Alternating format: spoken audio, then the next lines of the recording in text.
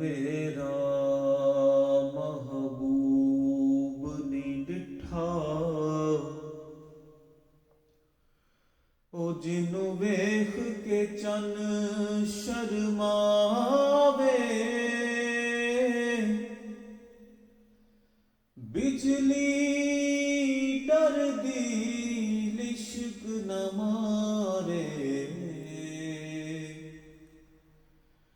ਮਤਾਂ ਬੇਅਦਬੀ ਹੋ ਜਾਵੇ। ਜੇ ਜਾਵੇ ਸੋਹਣਾ ਸੈਰ ਕਰਨ ਨੂੰ, ਉਹ ਰੱਬ ਆਪਣਾ ਅਰਸ਼ ਸਜਾਵੇ। ਜੇ ਉਹ ਪਾਵੇ ਹੱਥ ਫੁੱਲਾਂ ਨੂੰ, ਉਹ ਫੁੱਲ ਆਪਣਾ ਮਾਣ ਵਧਾਵੇ।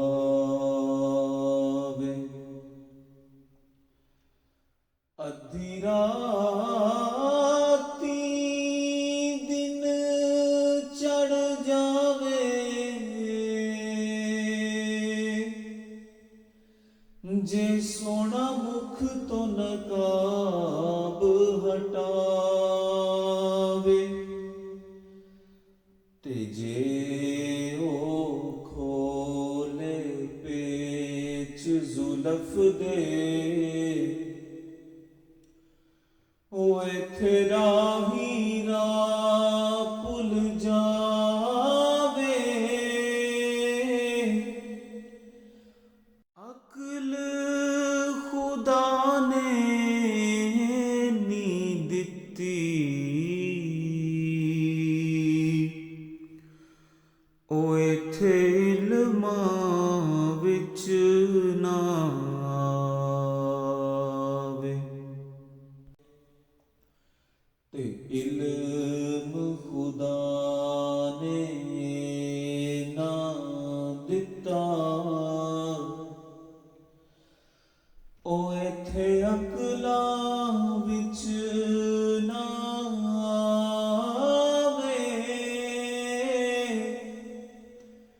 ਆਜ਼ਮ ਯਾਰ ਡਾ ਸੋਹਣਾ ਮਾਹੀ,